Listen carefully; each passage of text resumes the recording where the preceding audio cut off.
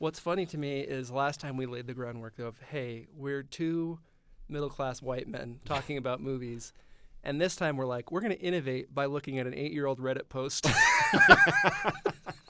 Like we are really doing some cutting-edge work. Yeah. Welcome to Roden Tomatoes. I'm Ben Roden. I'm Brady Tomatoes. This is a show where we talk about movies, magic, and Muppets. We are, again, referencing, actually not even a Reddit post, referencing the top comment on an 8-year-old Reddit post, which is also in itself 8 years old. So we'd like to talk about sort of the journey of being a movie guy. If you look up the original post, you'll get different answers. But the top comment sort of breaks down being a movie guy or a movie gal or a movie they, them, a movie enjoyer into the following steps. You start out with simple enjoyment of popular Hollywood flicks. Mm-hmm.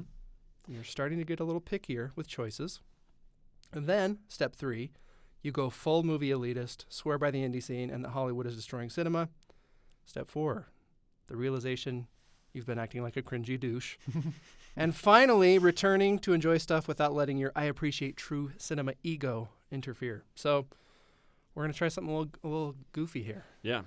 And I thought it'd be fun to maybe take this in steps, and then maybe at the end of the series, we can say, like, this is kind of where I am now. Yeah, okay, sure. So to kind of take it in stride, and maybe some of these things we won't necessarily be able to talk about because we haven't bridged that gap yet. Maybe we're douchey and we don't know. Yeah, maybe this will be part of our it'll just our end discovery. At part 4 because we haven't come to self-actualization yet when it comes to being a movie guy or movie person. A movie person. I think I kind of feel like guy is a neutral term. Like, sure. Hey, you guys. I'm sure there's been debate about this. Yeah, stick with the movie guy. In reference to Reddit user 1397, whatever his name was, that made this wonderful comment upon which we're basing our discussion. In like show notes, if that's something we end up doing, like in the show notes, we can put the link to this post so you can look at the 8-year-old thread and see the comments that follow. Imagine we get buzz and suddenly this Reddit thread just becomes like resurrected. After 8 years, people flood to this thread. This guy's like, I'm still getting karma dividends from this. This is great. All right. So yes, phase 1 is what we wanted to talk about today. Yeah. Phase 1. So this is the simple enjoyment of popular Hollywood flicks. Sure. So this is where most people start, right? Yeah. I think. Well, I think people kind of have different starting spots, and sure. I think a lot of it has to do with kind of your family movie culture. Yeah. Were you guys like a big movie family growing up? We were, because at some point in my adolescence, my parents wanted to move up in the middle of nowhere. So we had no cell phone service. Oh. The closest town was 25 miles away. So it was just because you guys were like up the canyon, right? We were up. We were up the canyon. No possibility even of cell service had you wanted it. Occasionally, someone that had a specific carrier could go into our laundry room and hold it up to the window, and you could get maybe a bar to get like a text. But we also didn't have like cable or satellite type thing. Yeah. And so my parents just took the stuff, like what they told us is like, all the movie we would have spent on cable or satellite, we're going to dump into a home theater. And they bought what they told us. Yeah. The line they fed the children. Yeah. We did have a pretty impressive movie collection. Like we had a big closet. Yeah. We called it like the Amundsen family blockbuster. Cute. And so we just had 6 shelves, like two rows deep of movies. Yeah. So we did watch a good amount of movies as a kid. And knowing your dad, I would imagine it was a pretty good selection. Yeah. I mean, we never, I grew up pretty like orthodox, religious. And so I didn't get to experience a lot of the movies that I think have really shaped culture, because our movies ended at PG-13, and sometimes if the S word was mentioned even once in those PG-13s, it didn't live long in our movie collection. Out. Interesting. I was trying to kind of reconstruct what my childhood was like, because we watched a lot of movies. We were also pretty religious, but I also remember my dad kind of just went wild at times. Oh, fun. And I'm trying to kind of like recreate, because I remember like when I was younger, so my dad was a police officer, which the pay was horrible. So he would often pick up like side security jobs, and one of which was doing security for a family called the Bastions. Have you been to it's like a huge mansion in Orem. No. Are they up like Donny Osmond area of Orem? No, further south. Well, anyway, so long story short, this guy, he was one of the co-founders of WordPerfect. Oh, okay. And he and his wife got divorced. And he had a house in North Orem, and then Melanie Bastian lived kind of South Orem. It's kind of back behind R.C. Willey. It's this huge property. It's really cool. It's since been turned into like a museum for UVU. There's like an art museum there now, and you can kind of tour it. It's cool. Anyway, long story short, his security gig was to basically just park this giant white van on the grounds and just make sure nobody broke in. And honestly, it kind of felt like like a charity gig for cops to like come make some more money. Yeah. Just anyway, so we loved it because he would take us along and we'd just hang out in the van and watch movies. But cool. In that van, we would just order pizza, and I saw some wild stuff that children shouldn't be watching, like Predator, full-on R-rated Predator. Starship Troopers was one that I remember. That was the first time I ever saw a pair of breasts, and I was just like, this is the greatest Friday night ever, Dad. Anyway, so I saw a lot of stuff, and then at some point, we reverted back to like no more rated R, and I'm trying to piece together exactly why that happened. Yeah.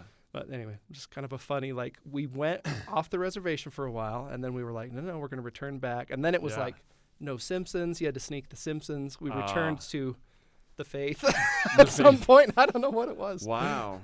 You know, that's funny that you mentioned that, because when I'd mentioned like, you know, our movie collection, but then the movies, like my first R-rated movies were with my dad. Yeah.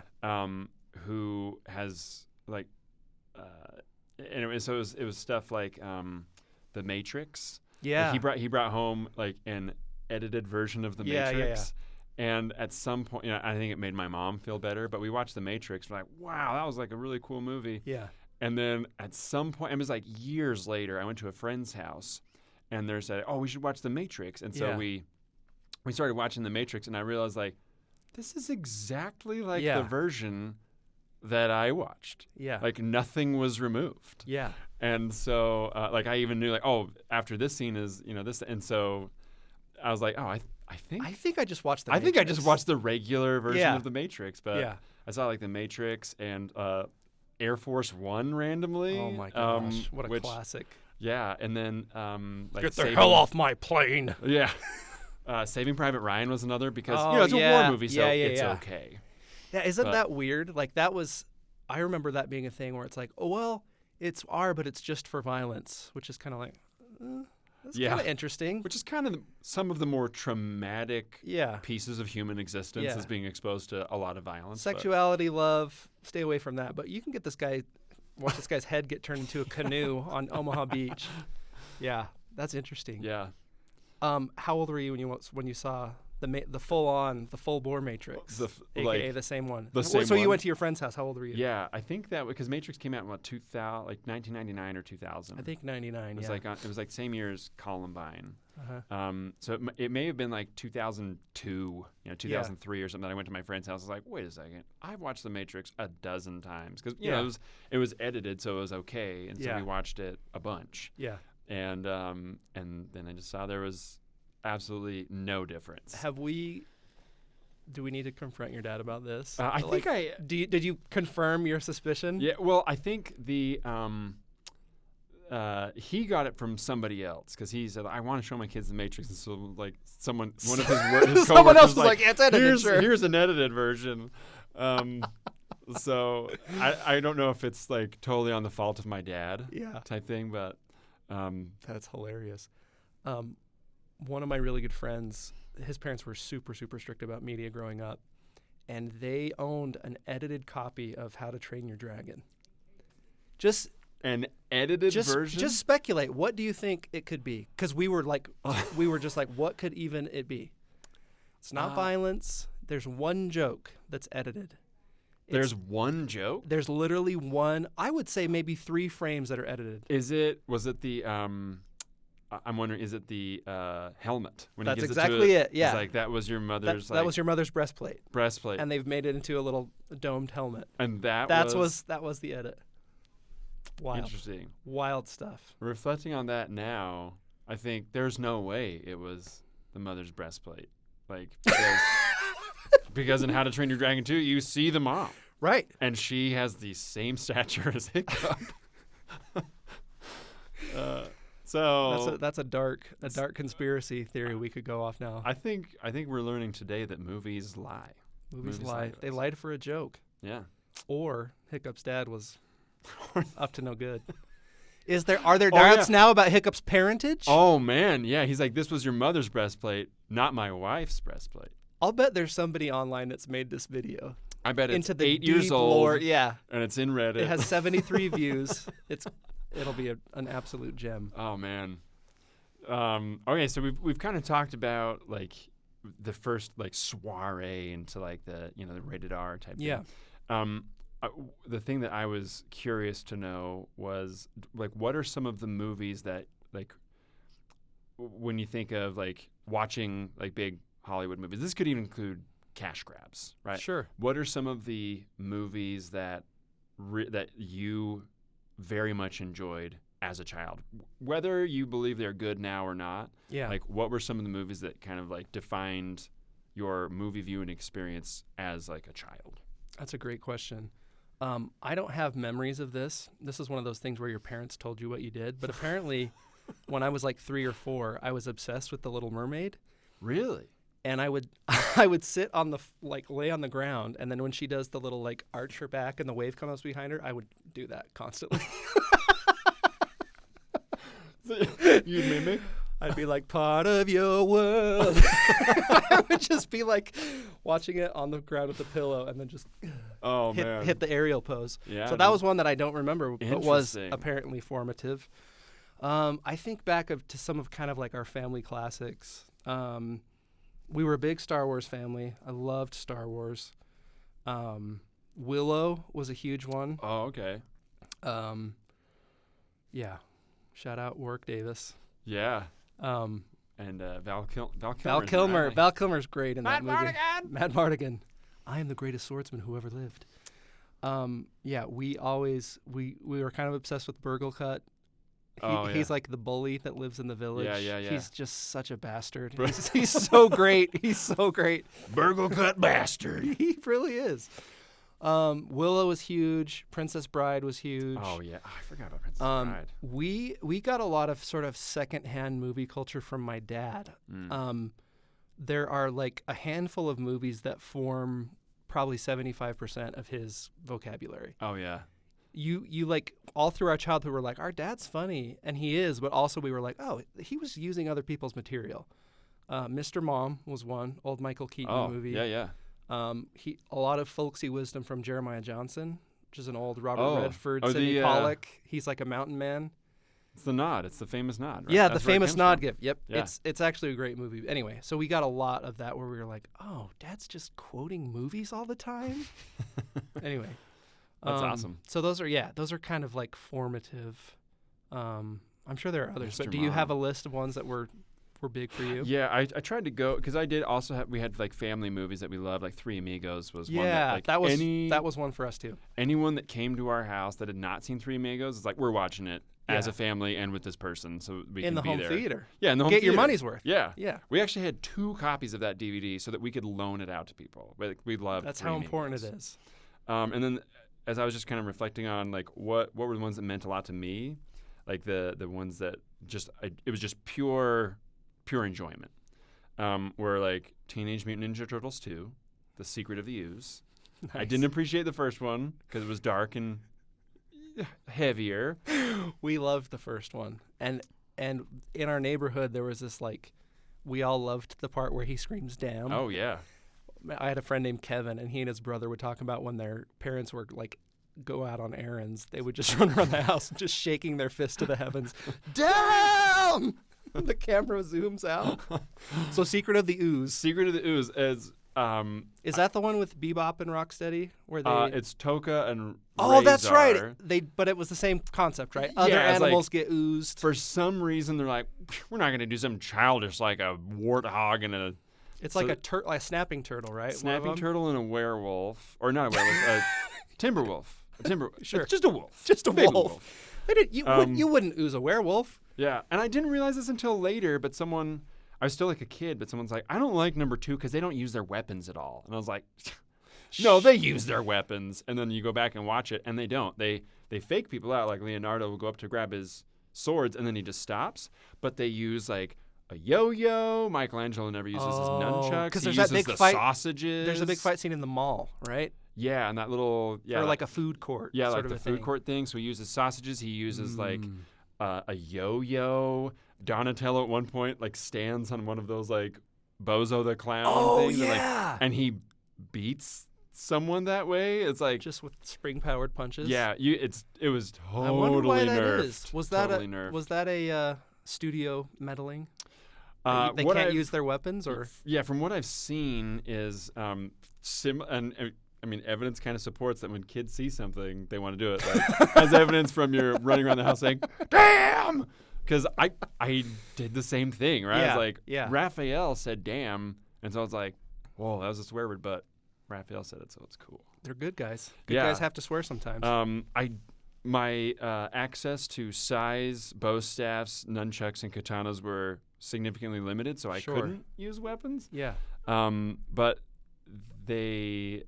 I remember seeing actually someone kind of picking the movie apart because the second movie came out like a year or two after the first movie, because the first movie was such a big hit. Yeah.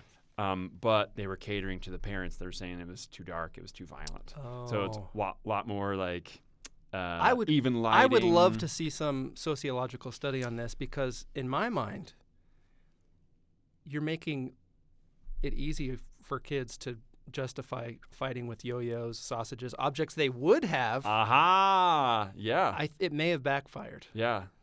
Because I don't have a sword, but I do have a yo-yo. Right. And how many? I don't know about you, but when Michelangelo was doing the walk the dog, and then he does around the world. Of course, I tried that. Absolutely. I think. Did you have like a yo-yo boom in like elementary school? I wonder if that played a part. If it was like we all had this ingrained like yo-yos are cool. Yeah. Well, the X-Brain. Did you remember that one? Like, absolutely. Yeah. The yo-yo was a big thing when Mighty Ducks came around. Like street hockey got huge. There was a huge street hockey boom in my neighborhood. Yeah. Mighty Ducks 2 particularly, because they played street hockey, and one kid had the knuckle puck. That was knuckle puck. When we played street hockey, it was a bunch of kids chasing after the puck, and then one person getting it far enough in advance that they'd try to like tip it up on the side. Shouting knuckle puck. Yeah, tip it up on the side and try to whack it and try to do the knuckle puck. That's all hockey was in our neighborhood. Was people just trying to do the knuckle puck. That's fabulous. So is Secret of the Ooze a little too Raph? Or is that in 3? That is 2. Because that's the best line in the whole franchise. There are moments. There are moments that like still resonate with me, like a little too Raph. Yeah. So if you haven't seen it, they're sneaking through. There's a junkyard. Is it the foot comp? But Raphael has been captured. Yeah. And they're sneaking through, and so they do the tropey. It's quiet, a little too quiet. Yeah. And then they see Raphael tied up to a chair, and Michelangelo says, or somebody says, "It's Raph," and Mikey says, "A little too Raph." It's delightful. I still to this day enjoy that line. Yeah. But yeah, that's the one where Vanilla Ice makes an appearance. They like end it in a club. Yeah. Go Super Ninja, Shredder. Go Ninja, go. I heard that there's actually a famous WWE wrestler that was the body of Super Shredder. It was Diesel. No way. Or what's his Kevin Nash. Nash. Okay, he was the body of Super Shredder. That's cool. That's a cool credit to have. Yeah. Like I was Super Shredder. NBD. But yeah, so that one was one that we would go to Blockbuster, and we rented that like 100 times. Mm-hmm. And then we finally bought it. Yeah. And we just wore that videotape out. Yeah. So that was like a pretty big influential one. That's great. Being called by my wife. Take it on air. It'll be good content. That's good content. But yeah, I'm trying to think of kind of going on Mighty Ducks and other ones, and so if there are other ones that pop up into your head, but I was just trying to think like what were the things that I feel like I super enjoyed. Disney sports films. I loved those. Mighty Ducks 2, Angels in the Outfield, and to a lesser extent, Heavyweights. I don't know if you ever saw that. Oh, yeah. But there's a go-kart race at the end, so it's like an underdog story type Heavyweights is good. Any sort of kids sports movies, because I would say Sandlot was a big one for us. Oh, yeah, Sandlot. What's the soccer one? I think it was Disney. Big Green. The Big Green. They had Hamilton from Sandlot. Yeah. Yeah, those were huge. Yeah, the big. I'm trying to think of other sports. Mighty Ducks. Yeah, Angels in the Outfield. Yeah, those are the ones that I had. Three Ninjas. Were you a Three Dude? Ninjas? Yes. I have it written down. Yes. Three Ninjas. Tom, Rocky, and Colt. Colt. Yes. Yep. Wait, Tum Tum, not Tom Tum. Tum. Yep. Tum Tum. Because he's a little rotund. Yeah. Yeah. He always had like the sucker in his mouth. He always had like little kid candy mouth. Yeah. It's great. Three Ninjas was one that like you go back now and you're like, this is absolute trash. It is, but it's so glorious. It's pure nostalgia that keeps that alive for me. But I totally watched Three Ninjas. And they weave in the sports kid, like they have the whole like basketball thing where they're being bullied by like they have like this very momentous game of basketball with the three bullies and the bullies are cheating and it's all about self-control. Yeah, like they want to fight back, but they're all like, no, this isn't the ninja way. It's so good. Oh man, but didn't there? I'm trying to remember. There was like adopted father. He was like Asian American, right? So I think it's their mom's dad. Okay. Their maternal grandfather is like a Japanese ninja master. Okay. And then, so the mom I saw a behind the scenes clip where they're like, no, we had mapped this out, and one of the actors is like half Asian.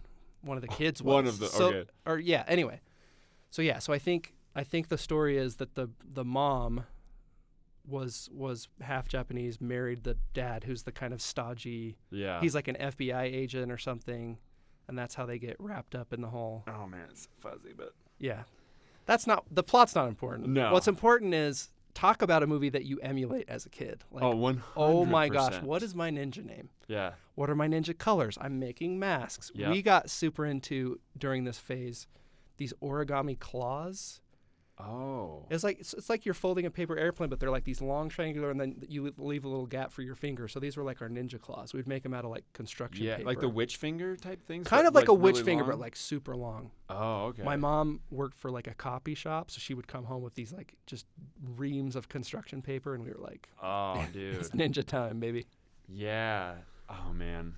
The best part, and the part that still holds up, is the three goons that come to kidnap the kids, and they have like, it's like two-thirds of the way through the movie. It's like a little mini Home Alone segment where they're like, the guys come over and they're just like, bros. The line we always quoted is like, hey, little bros, we're not going to hurt you. We're just going to kidnap you. And they're just these bumbling idiots that get hired by the bad guy to take out the kids. And so there's this whole segment where they're like using booby traps in the house. One of the rooms is like being painted. So the kid like spray paints his mask and he's hiding in the dark room. They end up putting laxative in the one guy's root beer and he just has explosive diarrhea. It's awesome, dude. Way of the ninja. It is the way of the ninja. Oh Give people laxatives. I also remember feeling so like viscerally affected by like when the grandpa has to fight and he's like old and vulnerable and they're like using dirty tricks and they throw pepper in his eyes and I was just like, he's gonna die. I'm gonna watch the grandpa get beat to death. Like the stakes were so high for me. It was a great flick. Have you? So I mean, we're talking a lot about things that we go back and like, okay, I still very much enjoy that. Yeah. I recently did go back and watch Ninja Turtles 2 with my kids. Yeah. And I had this moment where I was like, was I just so naive as a child? Yeah. That I ignored like all this campiness and like the kind of cheesy dialogue and like, you know, they have like the pre-fight donut. Something like that, where they're about to fight, and the guy's like, "This is my main event." Like Shredder's like, "This is my purpose for basically coming back is to destroy these guys." Yeah, and they start going out. And they're like, "Well, we got to have a pre-fight donut," and the whole complex, all of the Foot Clan, Shredder just sit and watch as they offer donuts, not eating any themselves, but they offer donuts to these big bad guys, and they consume multiple. donuts. Wow. And I was like, oh, that is not a smart You didn't villain. question it. Yeah. Yeah. Well, So I mean, you're dealing with Teenage Mutant Ninja Turtles. So you have to expect some of that. I will say, though, the first one is, like, way better than it needed to be. Yeah, 100%. Like, it's a very well-constructed movie, despite it being about Yeah. It's well put together. There's the whole, like, we talked about, like, the farm scene. Oh, yeah. Where, who is it, Raphael that gets, like, beaten to a coma, essentially, yeah. and he's, like recovering in the bathtub. Yeah. And April O'Neil's making these sketches, and there's, like, tender voiceover. Yeah. Burgeoning romance between Casey Jones and April O'Neil. Which, I mean, I went back and watched it recently. I was like, I remember thinking, oh, yeah, Casey Jones, like, he's trying to, like, massage her shoulder, and she, like, shrugs him off, and he, like, grabs her shoulder and, like, shoves her down on the chair and is, like, rubbing her back. And I was like, oh, that's romantic. Now I'm just like, no children's movie ever had as much, like, sexual tension as Ninja Turtles 1. 100%. Like, Casey Jones knows what he wants, man. And then you also get, like, there's, I love when you can watch something as an adult and there's a joke that you don't get. Oh, because they're in the, again, involving Casey Jones, who's a fantastic character in that movie, by the way. They're in the sewer, and he's like, what's all this about spending the night down here? And Donatello says, you're a claustrophobic. And he's like, are you kidding me? I've never even looked at another guy. And my kids do not understand, but I had forgotten that. Oh, That's my gosh. really funny. I laughed so hard at that. I was like, that just totally, as a kid. Oh, my gosh. But it was such a funny line. You're a claustrophobic. Is that, what's his name? It's like big name actors that, it's, Elias? Yeah, Elias Codius. Yeah. Is Casey Jones, but the Judith Hogue is April O'Neil. What's is that what you're talking about? I'm talking about Donatello. Oh, because he's one of the Corys, Corey right? Feldman. Corey Feldman, yeah. Yeah. Who was in, like, Goonies. He was in Alf. And he was one of the Corys, because there was Corey Feldman and Corey Haim that were, like, the hot child actors. Yeah. Fantastic. What else is on your list? Those were and then the last one is the one that I feel like was kind of like a personal thing. It wasn't influenced by my family, or it wasn't like, all my brothers want to watch this, and so because the Ninja Turtles was a shared thing, like all my brothers loved it. Yeah. But one that I really enjoyed, just that I'd watched by myself, was The Mask. The Jim Carrey. Yeah, Jim Carrey, The Mask. I loved it so much. It was just, like, over the top, and that was my first, like, Jim Carrey introduction. I hadn't seen the Ace Ventura, because it involved a wiener. Oh yeah, and it was a big no. Yeah, so there was that. This is kind of funny. I remember, and we'll get into this later. The idea that, like, when you're a movie guy, you feel like you have to, like, defend your street cred or sometimes generate street cred that you don't have. I remember in 6th grade, we had to fill out, like, a getting to know you survey, and I put Ace Ventura on there, having not seen it, because I thought it would make me seem kind of edgy. Like, oh, dude, this guy's seen that? He must be for real. Oh, my God. And my friend Kevin, who also of the Screaming Dam fame, put Balto, and we were like, Balto? Like, we all loved it, but we were like, man, that's such a chump move to put Balto. You can't admit that. You put a cartoon dog on there? I'm going to go home and watch it, but I would never write it down on my getting to know you sheet. Yeah. And this is something that we will totally revisit, because I do feel like there's been times where I've dipped into phase 5 of this. Yeah. But along those same lines, as a kid, I enjoyed animation. Mm-hmm. But then you get to a point where you kind of view it as, like, childish. Yeah. But now, as an adult, I look back and, like, some of my top movies on Letterboxd are, like, animated, because I'm just like, there's so much that went into that. Yeah. So it's kind of like the same lines, like, Balto, a cartoon dog. Yeah. And then you look back like, dude, Balto rips. Yeah, you can tell Balto films, dude.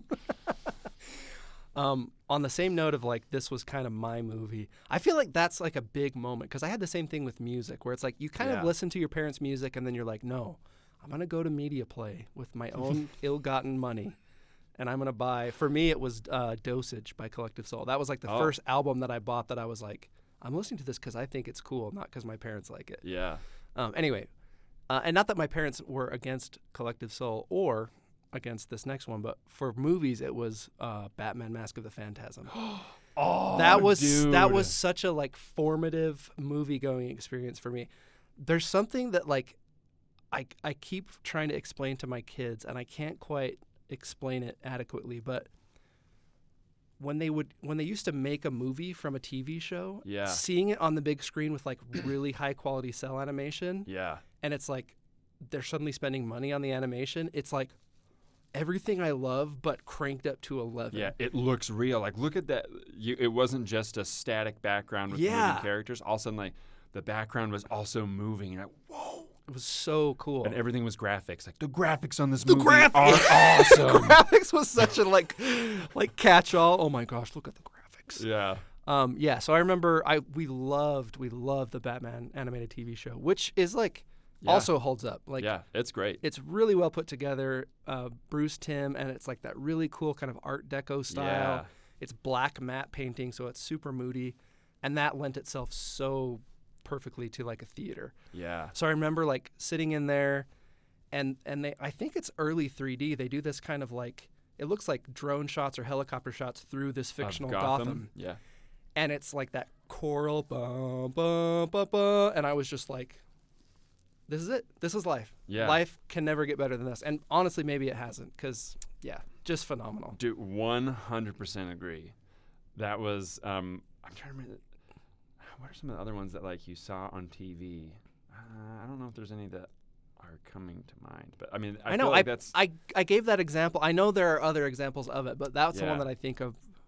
That was like the apex, like the apex of existence. Like to see Batman on the big screen and it to be a little more. It was darker, right? It was darker than the TV show because you had like the Joker that turned the dude's corpse into a bomb. Oh, yeah. Like that scared the crap out of me when I was a kid. The story's very dark. People are getting like murdered. Yes. It's like a real gang violent story. Yeah. The Phantasm is like murdering all the ex-mobsters. It's awesome. I remember getting chills. Like the hairs on my arms, back, everything stood up when Batman is looking at the photo of like all the gangsters, and he draws like a smile on the one dude and realizes it's the Joker, and you just hear Mark Hamill's like Joker laugh come through. I was like, oh man, it hit everything. It's phenomenal. It's so good. To this day, I think it's the best Batman movie. I would agree. I think there are a lot of good Batman movies, but I think it does everything well. It's a good origin story. Yep. There's a good romance. It's a good villain. Yeah. Probably the best. Well, I don't know. There's Heath Ledger's Joker is great. I love Mark Hamill's Joker. Yeah. Here's another example of a joke that I just did not register when I was young. The climax of the movie is at this abandoned World's Fair. Yes. Which is how freaking cool for a set piece, man. Yeah. Awesome. To like really lean into like the whole retro futurist vibe of that show. It's so cool. Yeah. Anyway, Joker has sort of holed up in this abandoned like house of the future.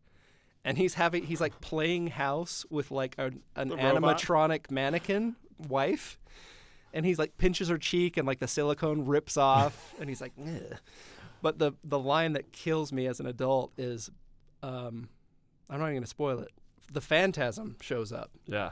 And the Joker has heretofore been sort of like making a pass at the mannequin. He's like, what do you think? Should we keep the home fires burning or something? And then this character shows up and he's like, ain't it always the way? You get in the mood and company shows up.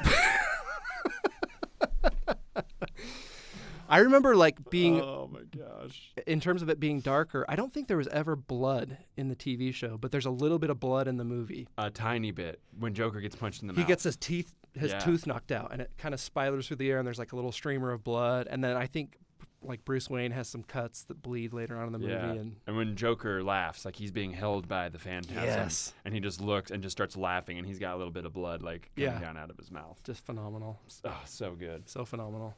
Oh man, yeah, that was one that I never owned it.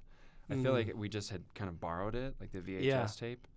It was just so iconic. I think we owned it. I think I also had a poster of the cover. Oh. Can you picture it? Yeah, it's like Batman up like this, and then like his cape goes up into he's the sort of Phantasms. framed as the Phantasm, and it's kind of like this kind of textured blue sky background. Yeah.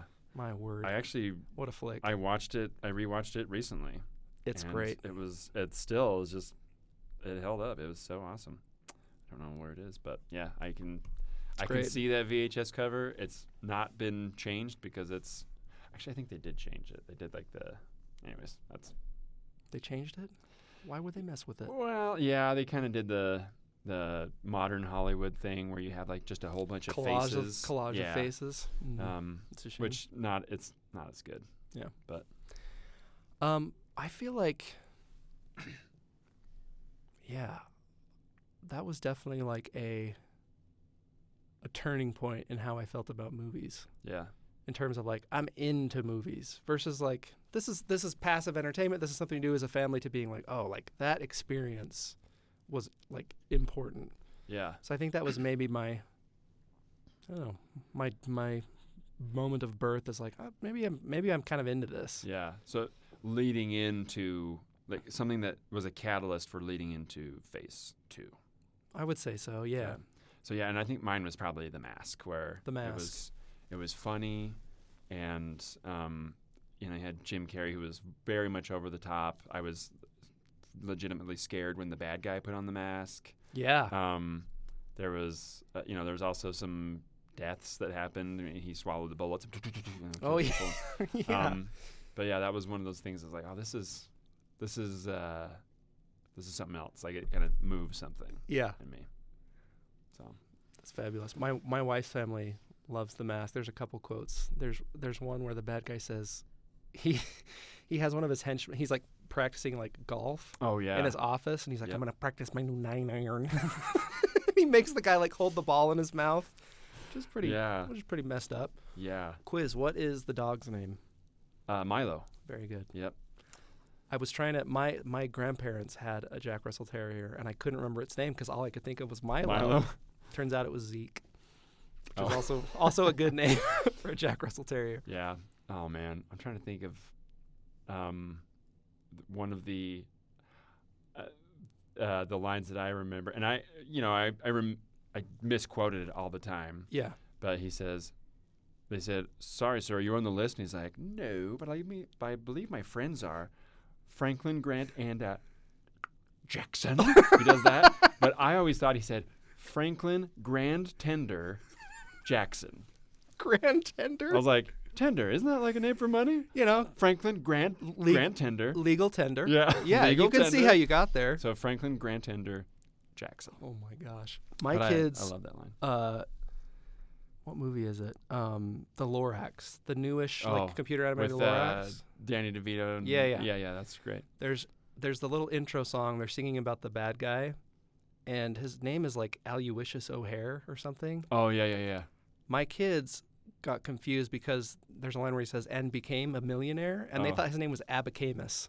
So we're like, it's Abacamus O'Hare, and we were like, why are they coming up with this? Abacamus. Oh, here's the other one. My nephew, who was like 4 or 5 at the time, he loves Sonic the Hedgehog.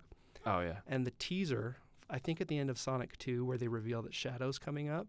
Yeah. They're like, it's a black sight, sir. So he was telling us about there's this new hedgehog and he's a black sightser, and we're like, a sightser? Sightser. It's like Shadow's a black sightser, and we were just like, what is happening? We had to rewatch the movie, and then it's a black sightser. Like, that's why he's a black sightser. Dude, that's awesome. He's a Franklin Tender. Franklin Tender. Jackson. All right, man. Well, yeah, so this was essentially one conversation that we're having about like the stages of becoming a movie guy. Maybe we revisit this sometime because I'm sure there's a lot of things we've missed. And oh, for sure. But I think it leads into stage 2, which will be our next episode. starting to get a little pickier with our choices. Yeah. And that's and I feel like there's a lot of examples that we can drum up for that as well. For sure. These were my high school and college years, becoming a true cinephile in my own mind. In my own mind, yeah. Excellent. We need to talk about maybe one of our movies that would be better as a Muppet remake. Oh, is this is our little zinger? Yeah, we did this with Nosferatu, Okay. and I thought of so many other things after we had kind of hypothetically threw that like Muppet ball around. Yeah. Throw that Muppet ball around. All right, what you got? A movie that would go like the ones that we've talked about. Yeah. That would go better as a Muppet remake. I kind of go back to like the Disney sports films. I think that'd be really fun to see the Muppets as like maybe even like Sandlot. Yeah. Because I didn't think about Sandlot, but that one was huge. Yeah. Think about the different dynamics in Sandlot, and I think that really yields for a good Muppet movie. Oh, for sure. Surely Kermit is Benny the Jet Rodriguez. Oh, he has to. Because he's like taking the kid, and the kid's probably just a kid, right? Smalls would be the human. Yeah. Yeah. Smalls would be the human. You got Squints. Squints would have to be the Dr. Honeydew. Oh, yeah. Right? Yeah. Like, you got Squints and Yeah. Instead of, but It's Yeah Beaker. would be, Beaker. Yeah. 100%. That's fantastic. Yeah. Every line, he's just, me. That's very good. James Earl Jones, like the... Oh. Yeah, who would... he would also be good to be a human. I guess that's true. You don't want to replace James Earl Jones. He was I mean, great. you could. Why not just a Muppet with James Earl Jones' voice would be pretty sweet. Oh, man, that would be pretty iconic. 100% the Babe Ruth appearance in The Dream would have to be a Muppet. Oh, totally. Yeah, but like... What if you just continue the theme of anytime there's an on-screen ghost, it's Statler and Waldorf. So they're like Lou Gehrig and Babe Ruth. Oh my gosh. Yeah. It was I think Lou Gehrig and Babe Ruth. That would be great. That'd be pretty good. Appearing to Kermit and giving him the chutzpah to jump over the fence. I think a pretty good idea. So you know the scene where they're having the sleepover and they're building the myth of the beast? Oh yeah. So they're telling the story, they fill in the whole backstory. Just imagine a Treehouse Muppet sleepover, first of all. What a wonderful scene. But so they do the scene where, they didn't see a single solitary one. And they do that really scary shot down into the house. But then it's just Rolf playing the piano. Rolf is the beast. Oh, hang on. Caught me in a bad time here. Or they, like, in that scene, they make it like Phantom of the Opera. Like, he's a dog, but he's scary. And then at the end, they just reveal that he's just Rolf, playing the blues. I do like Rolf. That's definitely... Because I was thinking, Animal. Animal would be great, too. Because he's just... I mean, he's a wild card, right? Right. But maybe that's too on the nose. Because I do like the idea of, like... Rolf. He's just a literal dog. Yeah. But he's just kind of a chill guy. Arguably, one of the chillest Muppets. The chillest of all. That's really fun. Oh, hold up. Squints might have to be Pepe because of the Wendy Peppercorn scene. You can imagine Pepe trying to get some action off the lifeguard. Pepe is, I feel like, the perviest Muppet. I mean, Gonzo's hornier, but Pepe's a little kinkier. Yeah, 100%. I don't think anyone would disagree. There's a hot take. Yeah, Sigmund Squints Palladorus would be Pepe Le Pew. Just imagine that. Yeah. Okay. Just a big hammy wink to the camera. Yeah. Oh my gosh. What have we not considered about? How do we do are there enough side Muppets that the rival baseball team is also Muppets, or do they just play a baseball team full of real human children? Of just bratty teenagers? I feel like that has to be it. Yeah. So, I mean, this is actually going a little outside of the typical Muppet formula where you actually have way more humans. Yeah. Yeah, because I think the majority of the time in Muppet movies, the people are Muppets. Mm-hmm. Like there's still peppered humans in there. You know, Muppet Christmas Carol, Treasure Island. They're peppered in there, but yeah, I do think you'd have to play. We're bucking a few Muppet conventions here, but I think it could work. I think it's fine. Tons of potential with the retrieving the ball, all the gadgets they build, tons of shenanigans. Yep. And people would finally get to see Muppets enjoy spit tobacco and throw up all over one another. Who doesn't want to watch a Muppet just dip and then profusely vomit on one thing on a county fair ride? You can like confirm this. One thing we haven't seen is Muppet felt just absolutely caked. Just caked in chaw juice. And I think that's what the people want to see. Just a humanized version of the Muppets. Absolutely. Ben, this was great. As always. Super fun. Fantastic. All right, well, I guess until next time, stay sweaty. Okay. Yeah. All right, we'll go with it.